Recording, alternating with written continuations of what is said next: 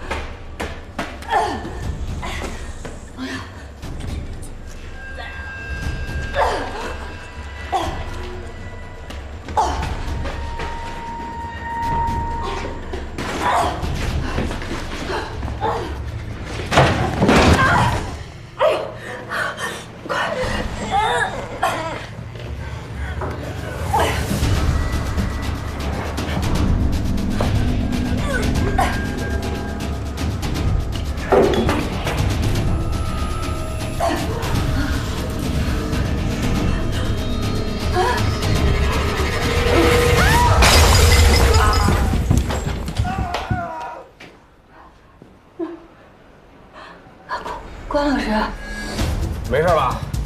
把孩子带走。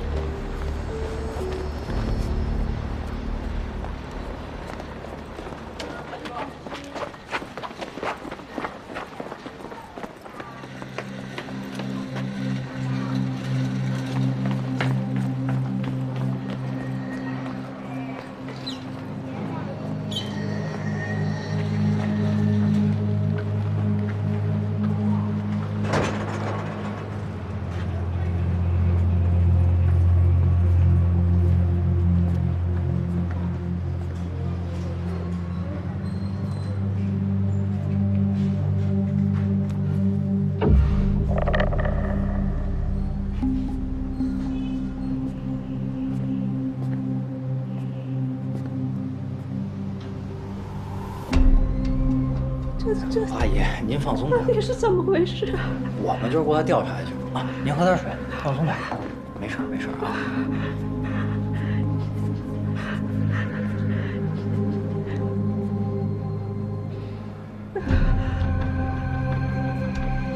有人吗？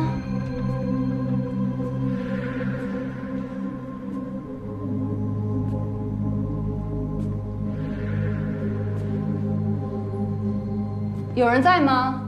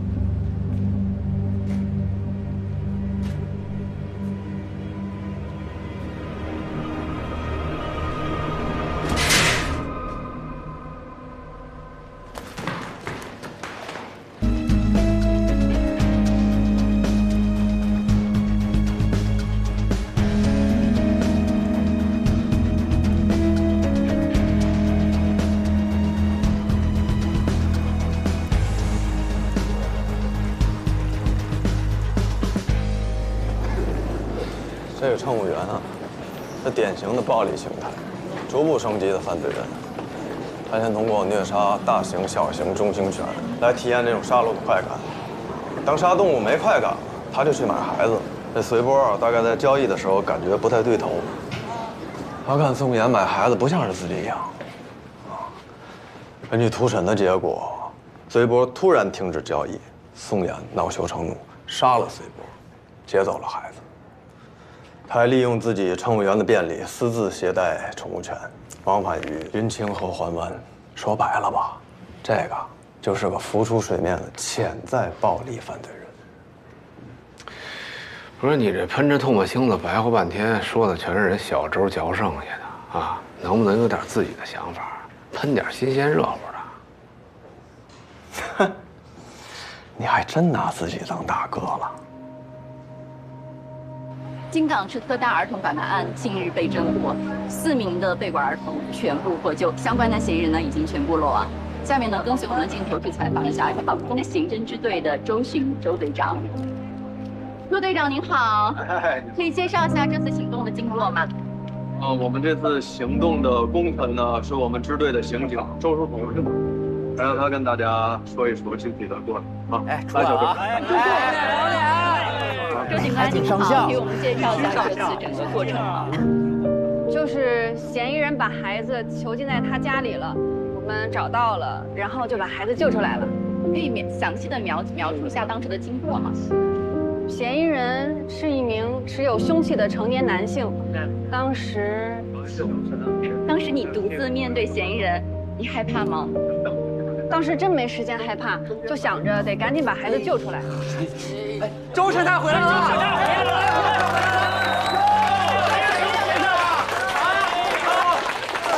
咱们欢迎周侦探归队！你太拼了！来，合不合？来，周侦探，周侦探，周侦探，周侦探，周侦探，周侦探，周侦探，周侦探，周侦探，周侦探，周侦探，周侦探，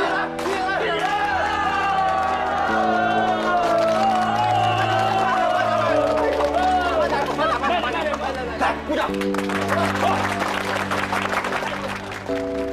告诉大家个好消息，听说凶手已经被警察抓到了，那家伙好像还犯了别的罪，肯定出不来了。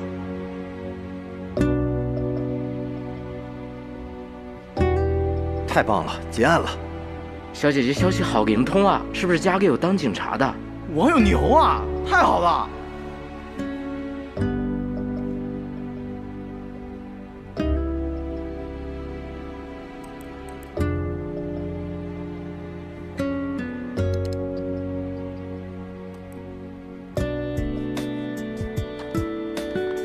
我是长丰公安的一名刑警，非常感谢你提供的推断和线索，使我们最终及时抓到了那名犯罪嫌疑人。虽然这里面也离不开我们同事的专业调查和尽职追捕，但我仅就你的协助，以个人名义表示感谢，真的非常感谢。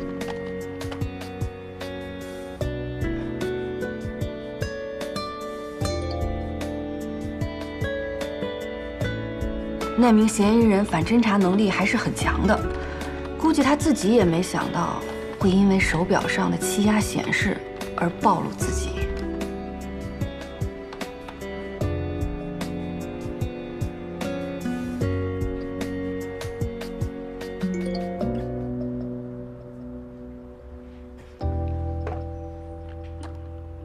心理盲区。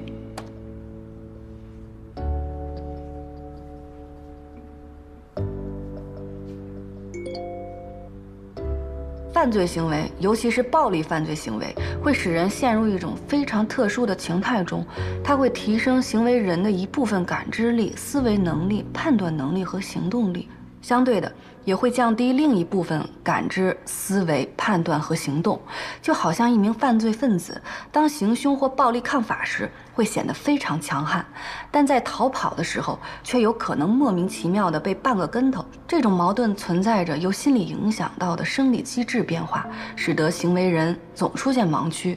他们会忽略、遗漏一些可能暴露自己身份的痕迹，会做出一些看似在他们思维中逻辑自洽，但实则荒谬至极的判断。只要记住这一点，再结合洛卡尔物质交换定律，就总会发现蛛丝马迹。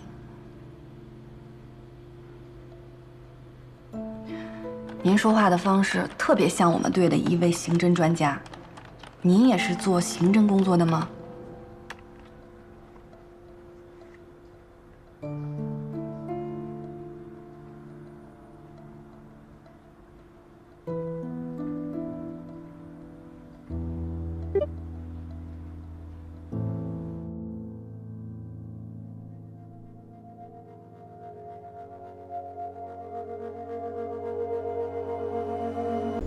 兄弟们，来活了！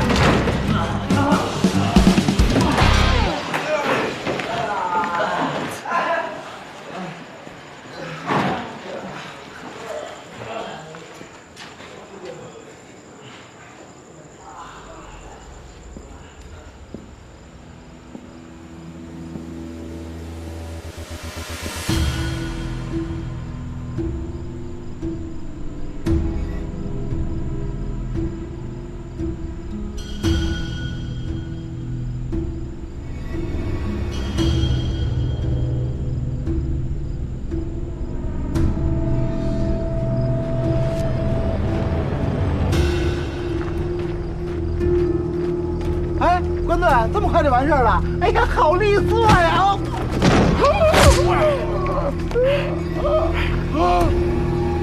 你知道什么？赶紧说！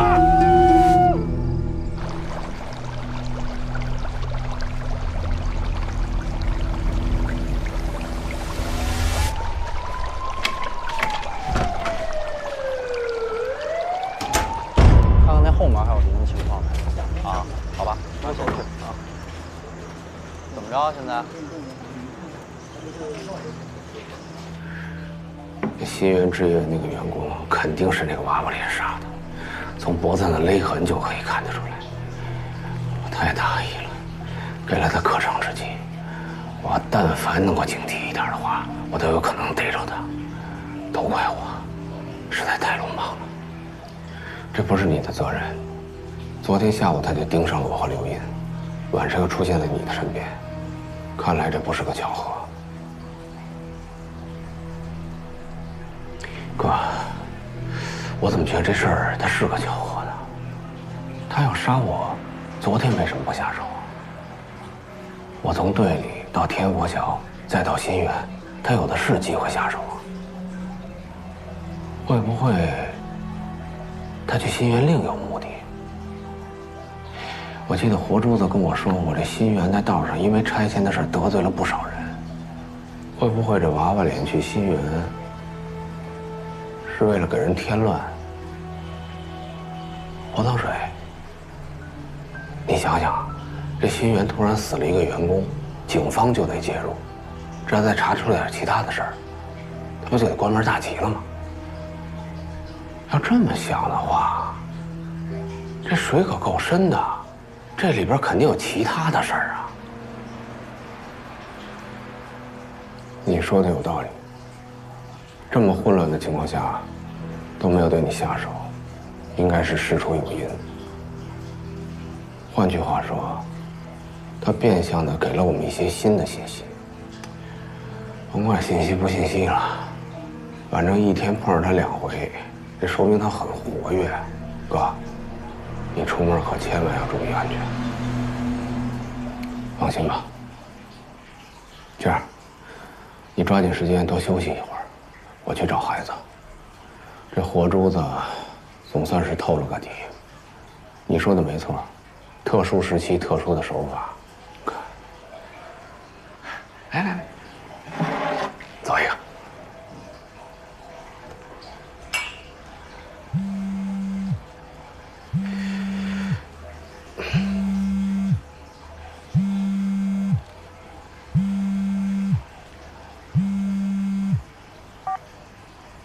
喂，哎，老关，活珠子那边有消息了吗？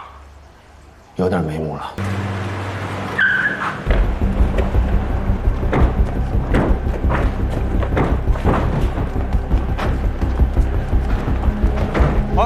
这边看。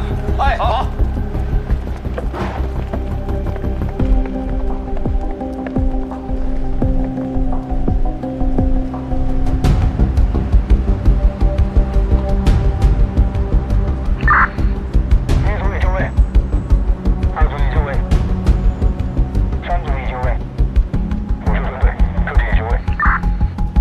收到。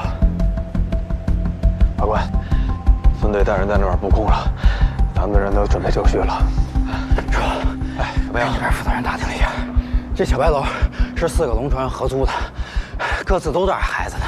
照他们说法，他们来这边做粮食买卖的，啊，就没做什么身份登记。租房子的人就是张艳玲，我跟这杨子确认过了。好，知道了。孙队，现在能确认屋内的目标吗？确认嫌疑人在屋内，没有见到孩子。行，那这样准备啊，切记确保孩子的安全。行动。收到。哇，走。法官，你要是不舒服，找个地儿吐会儿，啊。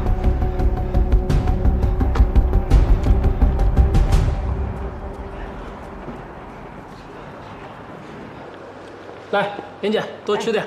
阿强，你也吃。这批货出手以后啊，咱也歇歇。哎。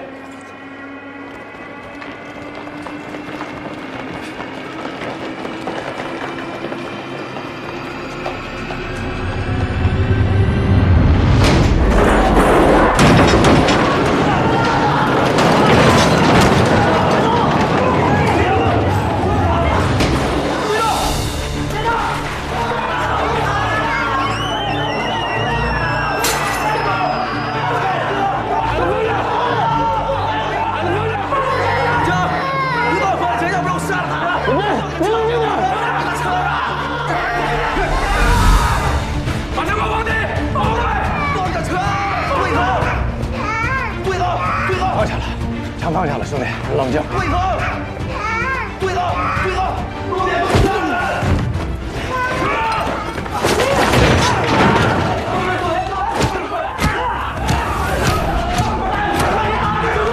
周队别打了，周队起来，周队别打了，别打了，周队别打了，赶紧把他给我拿走！别打！控制好现场。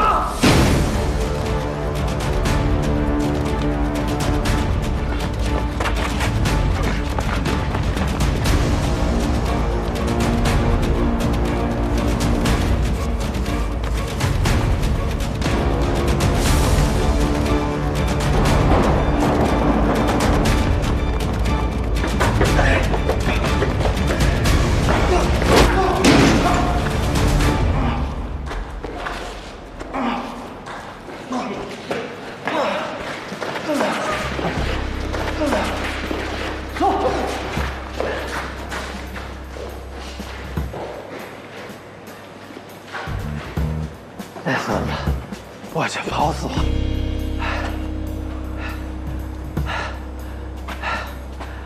怎么样啊？吐完舒服了？吐吐就习惯了。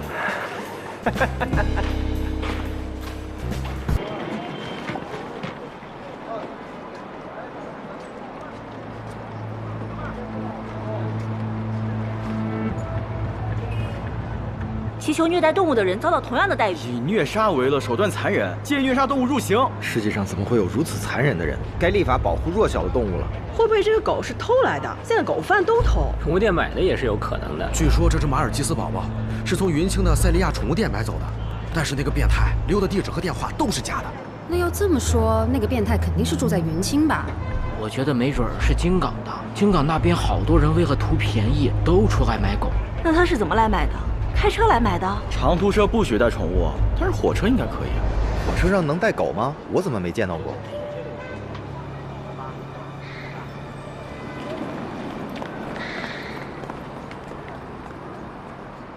对，先把这边云清的物流先往上面放，啊。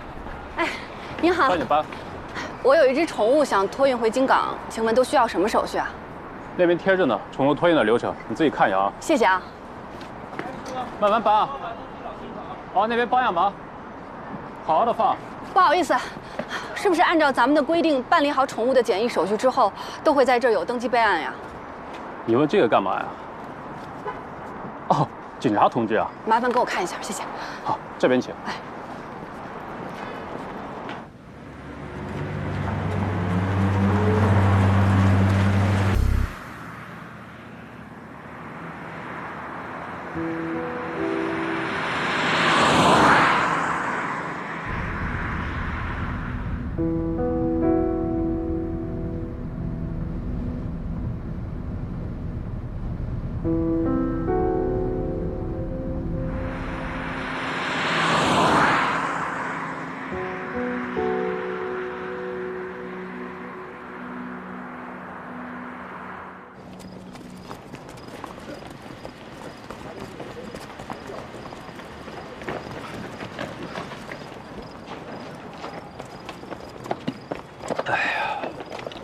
我怎么突然有种黄袍加身的感觉呀？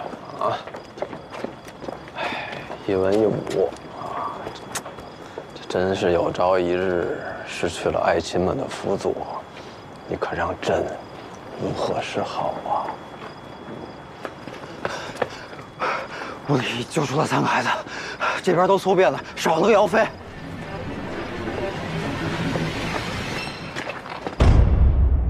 王强是吧？今天多大？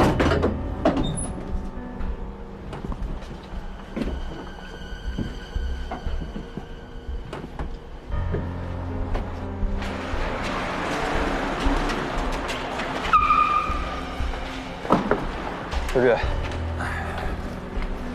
怎么还能少一个呢？姚飞呢？下去一趟，我问个话。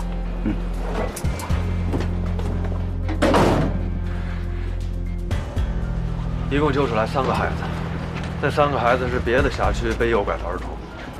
说这有用的，还在审，但是目前还没有。我已经逮住这几个，直接给我销开。我们必须要搞清楚姚飞的下落。是。哎，师爷，亮了，去酱油了。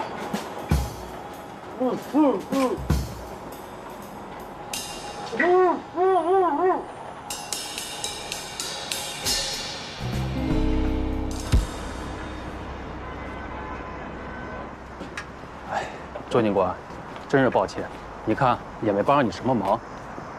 没事儿。哎，对了，有没有一种可能，这种小型犬是可以带进客运车厢的？那不太可能，现在呀都有封闭车厢，不允许，必须托运。行，知道了，那谢谢你啊。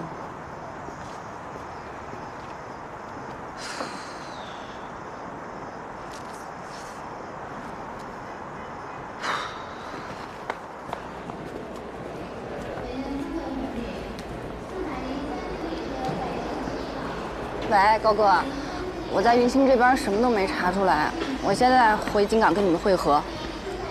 啊？你们要过来？嗯，好，到了给我发定位。嗯，知道了。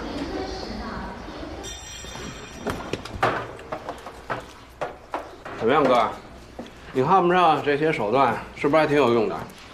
我告诉你啊，对付社会上这种渣子啊，就得用社会上的套路，知道吗？你别太得意忘形，马上要跟队伍去金海了，在外边过夜一定要小心，千万不能露出破绽。我跟你同步信息呢，听见没有？我去支队从来不吃蒜。另外，你可能在云清会碰到小周，他是去查一个倒卖宠物犬的案子。有只卖到云清的狗出现在了网络上的虐狗视频里边。小周向周巡提出求助，但周巡让他归队找小孩，所以在那儿很有可能会碰上小周，记住了吗？我知道，知道。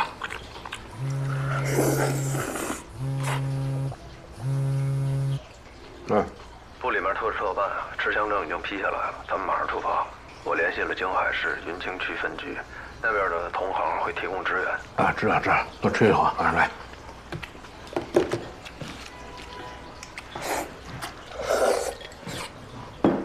走吧。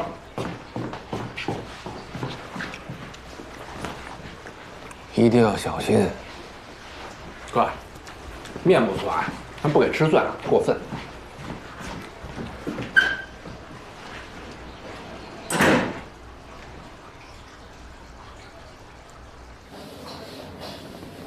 老板，来碗面。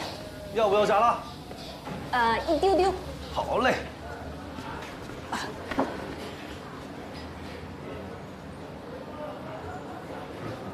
把买这个表的购买记录筛选出云清地址的，估计就缩小范围了。购买记录不太实际吧？这也太难了，要是真的在论坛破案，就太牛了。我觉得这人弄不好是在环湾区附近拍的这个视频。为什么会觉得他是在环湾呢？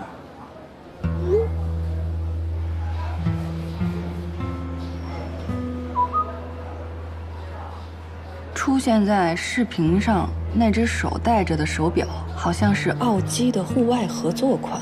如果那块手表上的显示没有经过刻意伪装过的话，视频拍摄的时间应该是2月9日。天气预报显示，2月9日整个华北地区普降雨夹雪，内陆的平均气压在1000到1100帕之间，而那块手表上的气压显示是730多百帕。造成这种差异的原因有好几种，最简单的就是视频拍摄时所处的位置临近港口或海湾。如果以云清为中心向外辐射，环湾似乎是最近的地方。带气压显示，环湾。面来，哎，人呢？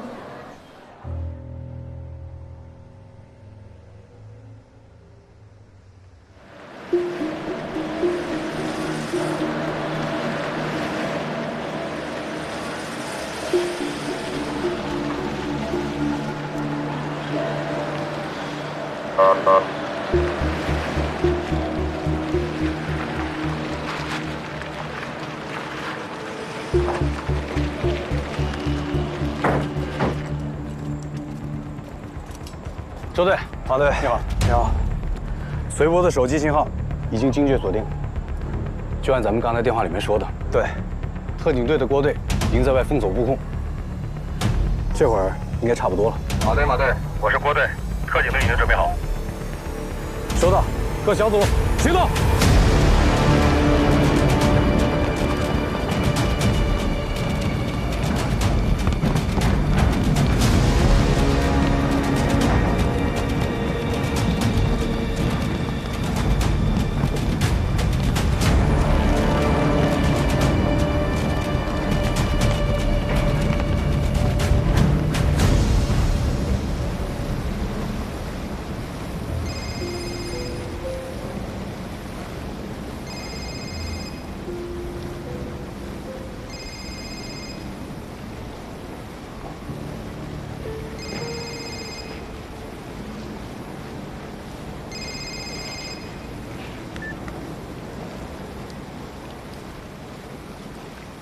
随波死这儿了，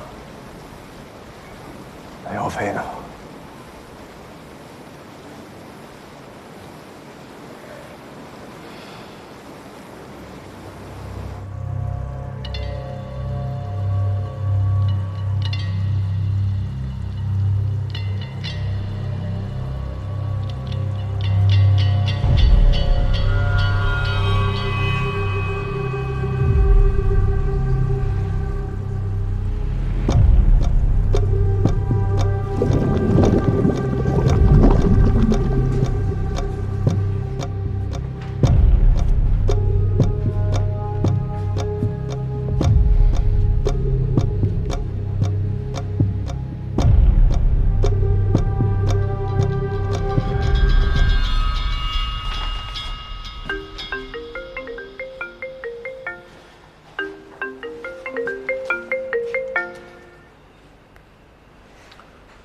喂，哎，小高，我们在云清发现了随波的尸体，你马上过来啊！现在吗？废话，马上，听懂吗？知道了。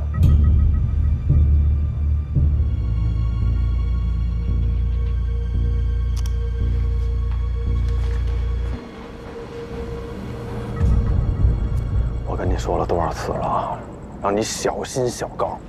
现在怎么样？人摸家门口去了。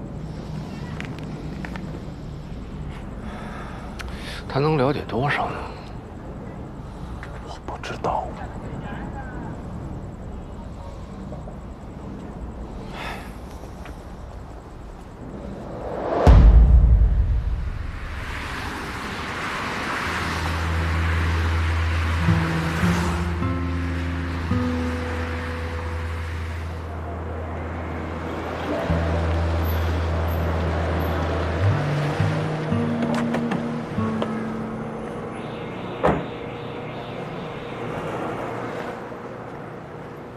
老板，帮我开间房。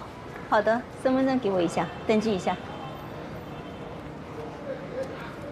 来，给您钱。谢谢哈。对了，我想问你一下，你们环湾……站住！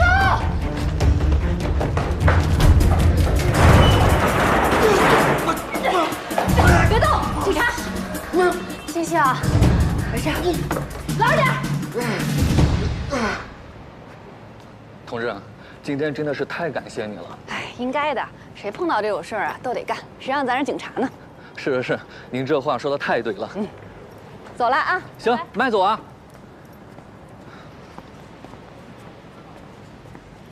彤彤，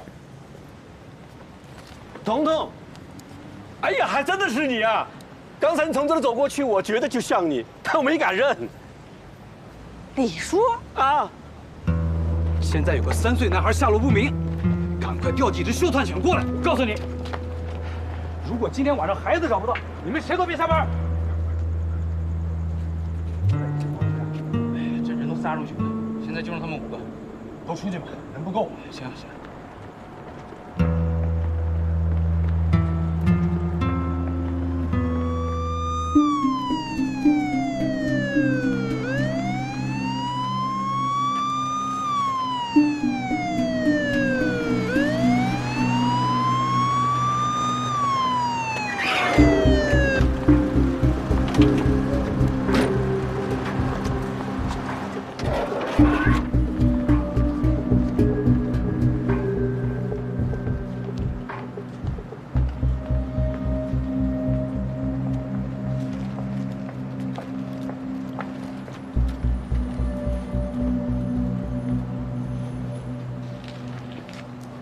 遭受利器戳刺，在尸体送去解剖之前，我不能确定这是他的死因。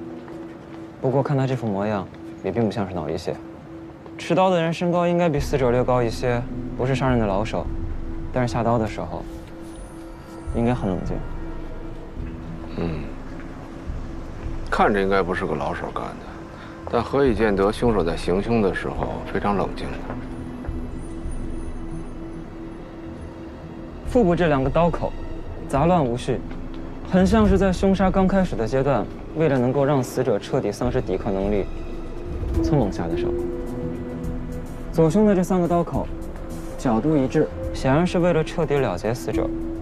第一刀、第二刀，第二刀和第三刀之间的间距一样，且第三刀的刀口是个开放性的伤口，边缘撕裂和破损严重，说明凶手在下刀之后扭转过刀身。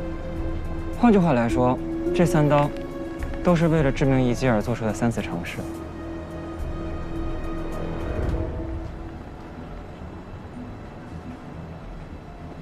第一刀下去之后呢，死者并没有完全丧失生命体征，而凶手也意识到自己并没有扎中要害。中间的那刀是第二刀，从位置、角度以及出血量来看，死者当时已经毙命。不过部分运动神经的条件反射让凶手误以为自己依然没有扎中要害，于是拔出了刀，捅了第3刀。而第3刀与前2刀相比，创面更大，而且是从上至下。没错。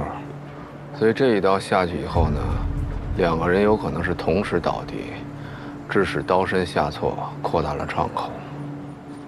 对。同时，为了能够让死者彻底死透，凶手扭转了刀身，在实施近距离暴力犯罪的同时，还有心思去寻找要害。我说这个人下刀的时候很冷静，不过分吧？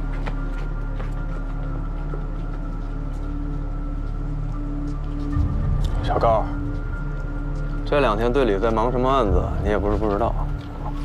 死在这儿的这个，是跑到这儿交易的一个人贩子。现在还不知道啊，有可能是买家杀了他。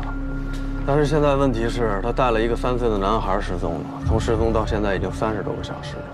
如果你能找到有助于找到他的线索，现在赶紧说。你现在就是想要这个人从出生到死亡所有的信息，我都可以整理出来发给你。不过我需要时间，毕竟我只是一个人，不像你关队。这炸弹要是在云清炸了，还能捂一下，要回了金港炸，啊，回手的机会都没了。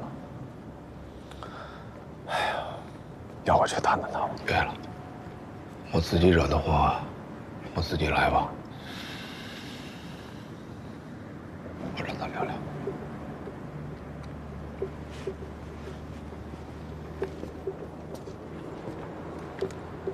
小高，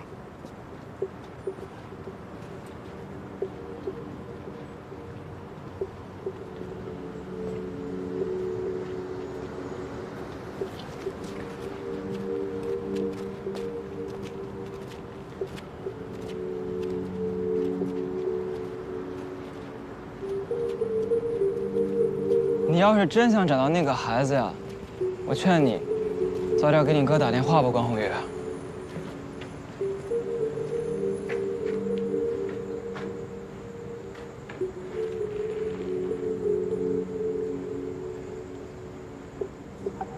第一次见面，你分不清死者和被害人的区别。被害人的衣物和随身物品呢？我看一下。差点让我以为大名鼎鼎的关宏峰是个沽名钓誉之徒。之后，你推测出张小红有作案嫌疑，白白浪费了几天时间。关大神探，这次可能要趴菜了。简直就像是一个工作不久的外行刑警。可之后我们再见面，不用排上所有的医院，他这个病需要。你却在极短的时间之内推断出了侦查的方向，总算有了点神探的样子。可问题就在于，一个人，在短短的几天之内，怎么会有这么大的差异？除非你们不是同一个人。一个是声名在外的神探，一个是臭名昭著的杀人犯，一黑一白共用身份，公然在刑警队里出入刑事。你们兄弟俩的胆子可真是大呀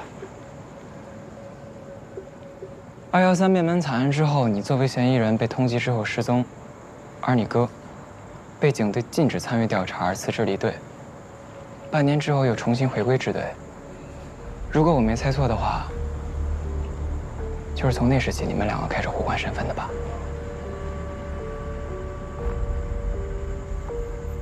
敢冒这么大的风险干这件事情，关宏峰一定是非常坚定地认为你不是凶手，他想要查清真相。可是1年都已经过去了，你们兄弟2个还没有找到真相，以他的能力不应该啊？还是你拖了他的后腿？不过话说回来，关宏远，你哥的探案能力你没有学会也就算了，可是你怎么敢啊？随随便便的把你的指纹留在了法医实验室的文件夹上。你要知道，即便是同卵双胞胎的 DNA 有高度的同源性，几乎一致，可是指纹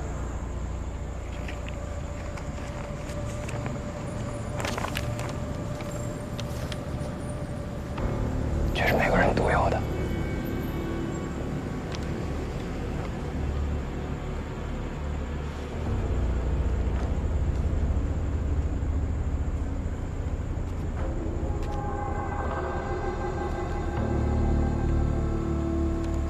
你到底什么意思？我本来是想去你们家送给你们的，既然你在这儿，给你也一样。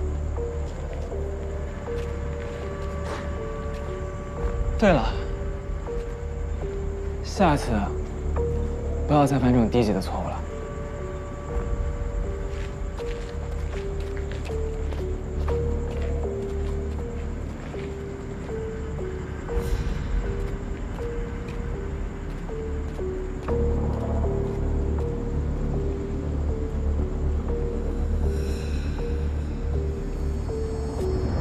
这炸弹要是在云清炸了，还能捂一下；要回了金港炸，啊，回首的机会都没了。哎呀，要我去探探他吗？别了，我自己惹的祸，我自己来吧。我找他聊聊。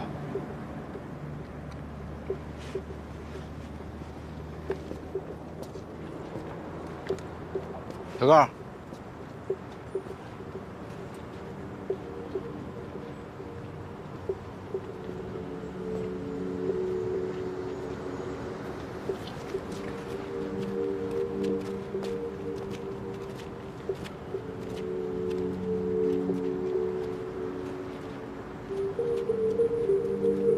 你要是真想找到那个孩子呀，我劝你早点给你哥打电话吧，关宏宇。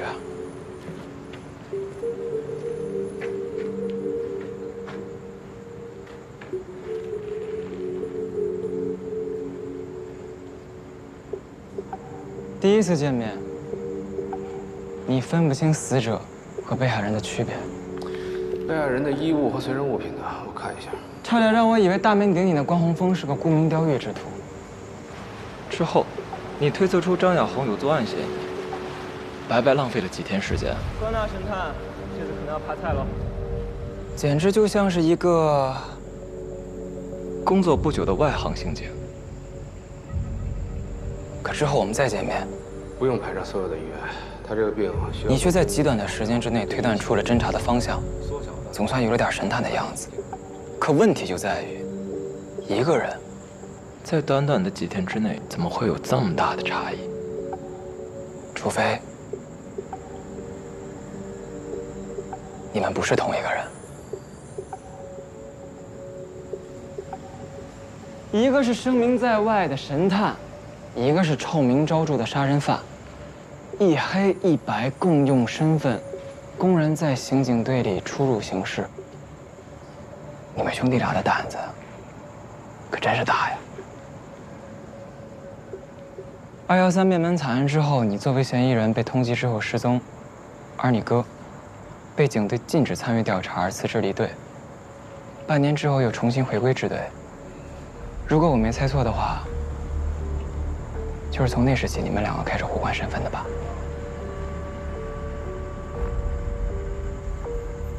敢冒这么大的风险干这件事情，关宏峰一定是非常坚定地认为你不是凶手，他想要查清真相。可是1年都已经过去了，你们兄弟两个还没有找到真相，以他的能力不应该啊？还是你拖了他的后腿？不过话说回来，关宏远，你哥的探案能力你没有学会也就算了，可是你怎么敢啊？随随便便地把你的指纹留在了法医实验室的文件夹上。你要知道，即便是同卵双胞胎的 DNA 有高度的同源性，几乎一致，可是指纹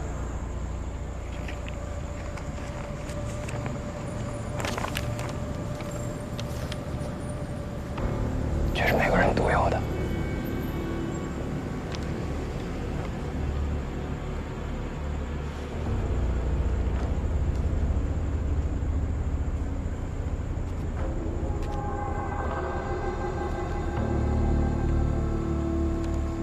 到底什么意思？我本来是想去你们家送给你们的，既然你在这儿，给你也一样。对了，下次不要再犯这种低级的错误了。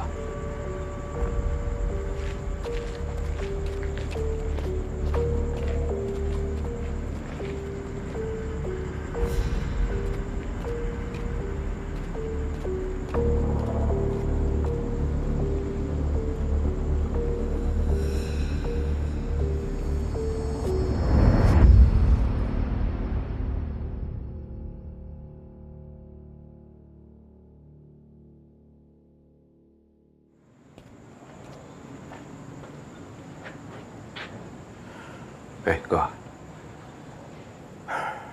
你猜的没错，小高比对了咱俩的指纹，他怎么会有你的指纹？对不起，是我大意了。先不说这些了，他现在打算怎么办？他猜出来咱俩互换身份，就是为了213这个案子，而且刚才还把咱俩比对指纹的报告给了我。我看他这样子，倒不是想告发咱们，走之前还跟我说让我下次别再失误了。哥，这小子为什么要帮我们？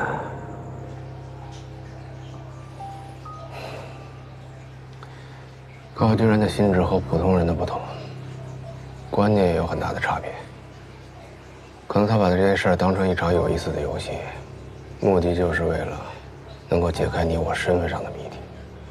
至于其他事儿，可能就变得没那么重要了。不管怎么说，既然他表达了没有戳破我们的意思，他就静观其变。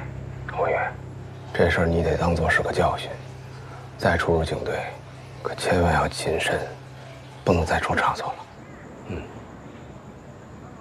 哦，对了，我们已经找到了随波的尸体，但是姚飞现在还下落不明。姚飞已经失踪30个小时了，我们剩的时间并不多。现在假设杀死随波的凶手和失踪儿童的买家以及带走失踪儿童的人是同一个人的话，那么无论从哪个角度入手，我们都是在围绕同一个目标在拼凑线索。都叫你戴上耳机，听我的。孩子，面好喽，过来吃吧。谢谢李叔。哎呀，我肚子饿得叽咕噜叫呢。土豆还有哈。李叔再给你弄俩鸡蛋。好嘞。哎，彤彤啊，你今年多大了？大学毕业了吧？该上班喽。我毕业1年多了，一直在长方行知呢。当警察了？行啊！刚才抓了一个贼呢。有出息。长风新知呢，不跟你爸一个单位吗？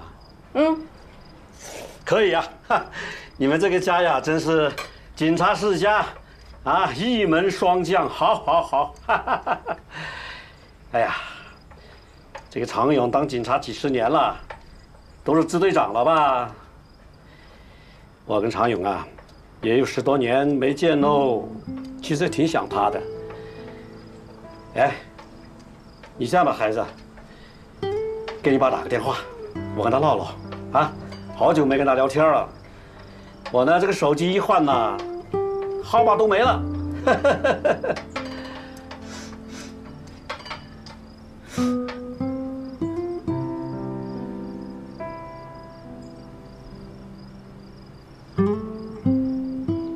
孩子，怎么了？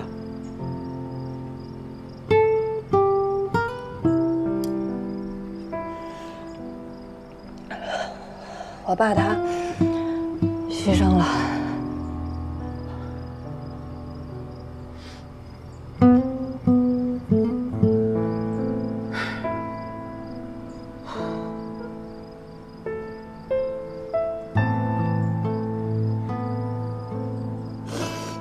东东，你长大了，爸爸相信你有这个能力规划好自己的一切。爸，谢谢你。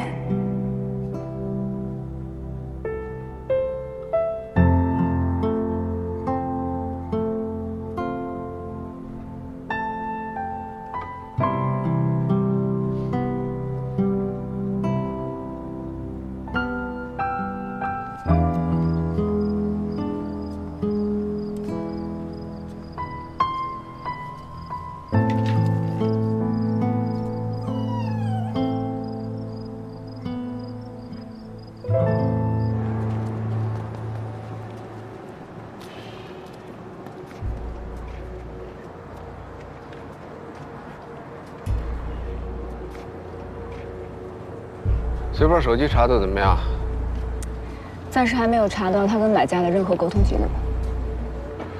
哦，那这么看来，这个随波肯定有其他的隐形渠道和买家沟通贩卖儿童的事儿。比如说一些发布了领养信息的非官方论坛，很多不法分子会在类似的地方找论坛或者留言板发布一些似是而非的广告信息。只要我们能够查到 QQ 号之类的联系方式，就可以尝试进行信息筛查，从而调出这个号码的联系记录。一旦能够确认随波和买家在网络上的联络信息，我们就等于得到了买家的账号。这个时候照猫画虎，继续筛查买家的账号意义不大吧？因为如果对方是个有反侦查意识的人，他很可能用的是一个临时注册的账号，然后用完即弃，以后也就不会再登录这个账号了。那么我们就不得不去花一点时间对账户的密码进行分析。也就是说，我们必须想办法取得这个账户注册时使用的原始密码。当然，联系通信软件的公司提供原始密码也是个办法，但是要经过司法程序的审批，比较耽误时间。成功获得原始密码以后，我们就要开始核查。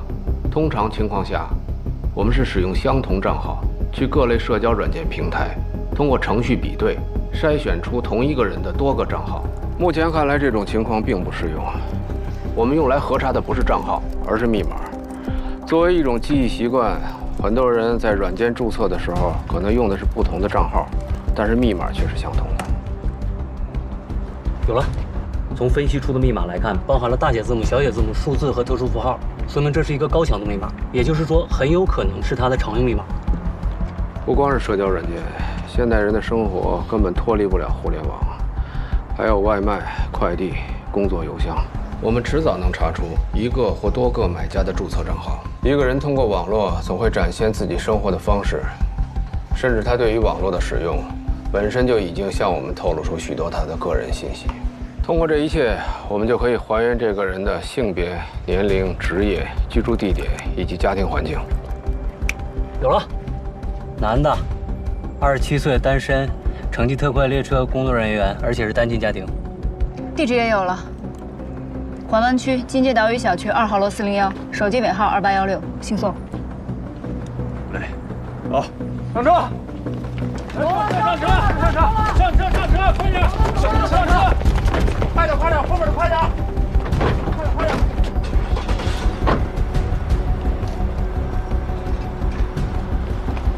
成了。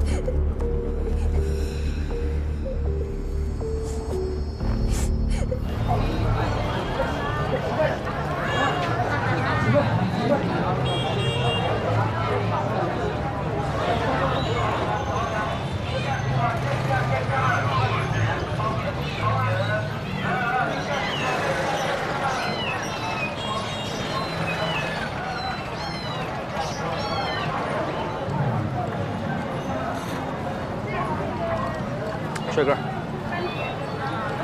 不要，整一块，不要啊！不要。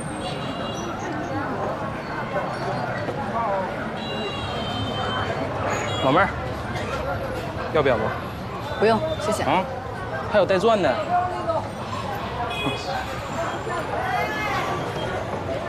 哎，大爷，帮我来碗面。哎，好嘞，谢谢啊。哎呀，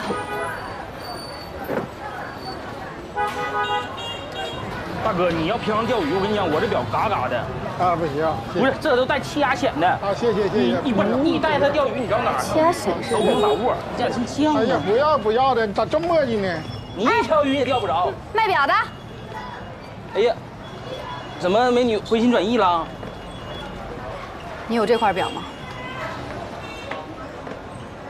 有，就在我店里。在哪儿啊？不远，就前面。要不说你有品位呢，老妹儿，就是你相中的这块表，那是我们家尖货，你知道吧？这个。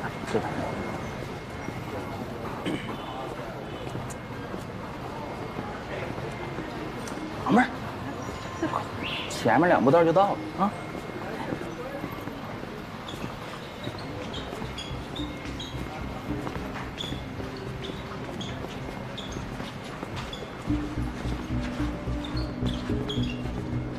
快，马上就到。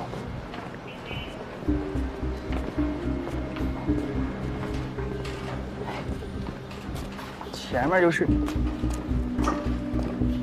慢点啊。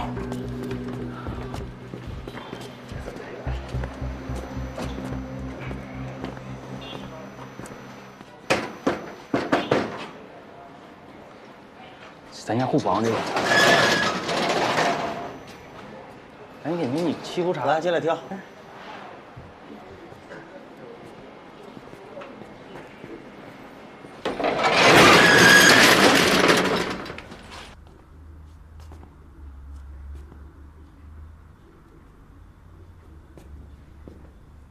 哎哥，给那个美女找一块凹机带气压那款。那表哪有仿的？都是真货呀！但是姑娘，你找我算是找对人了。这表还有最后1块。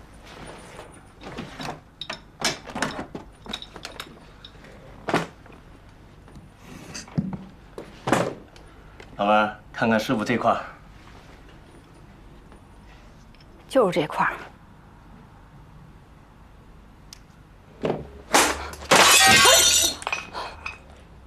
哎呦我！不是老妹儿，你这也太不小心了。哎呀，这啥那个都别慌啊！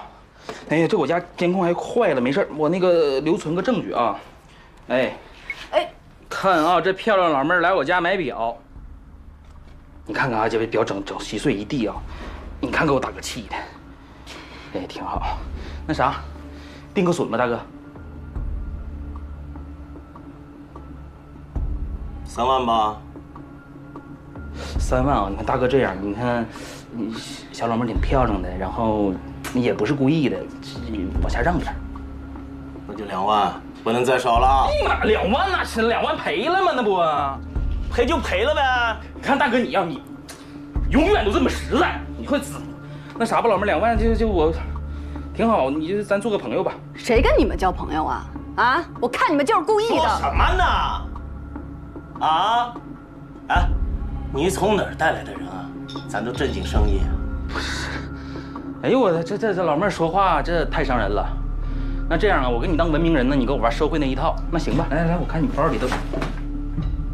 哎呦我去，你跟谁扒拉谁呀你？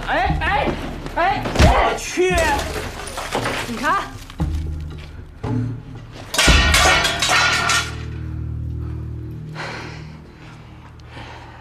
警察同志好。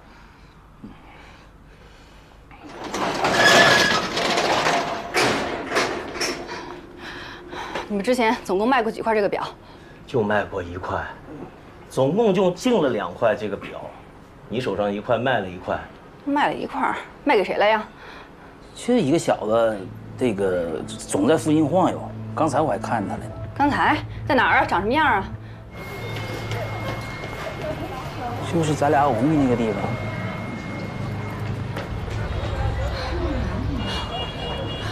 3七分，然后穿了一个蓝色牛仔外套，搁这一走一过的，经常。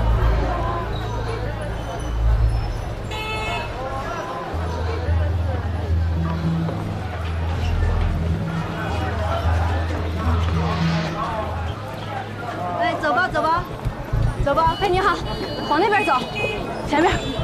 不好啊，那边。2、3组准备好没？准备好了，王哥。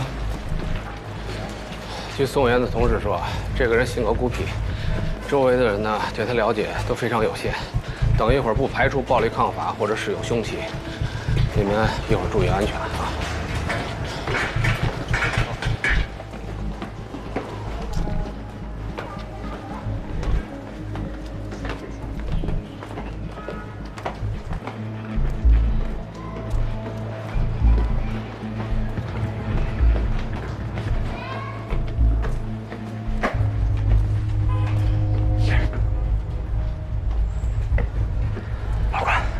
就别进去了，我们进去，行吗？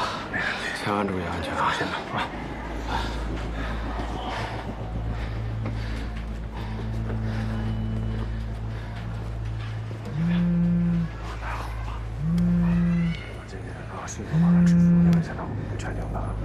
喂，关队，找着人了吗？周巡他们正准备进去呢，怎么了？在前面。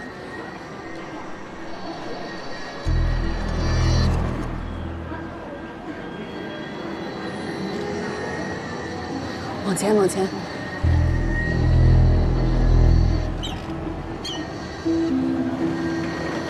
再往前，再往前。跟住了。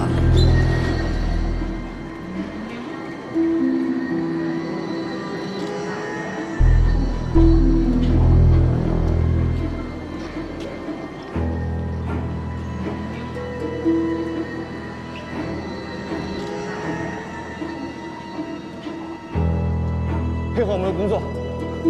来，先生，你们坐好。都给我松开，打死你！没事吧？谢谢啊。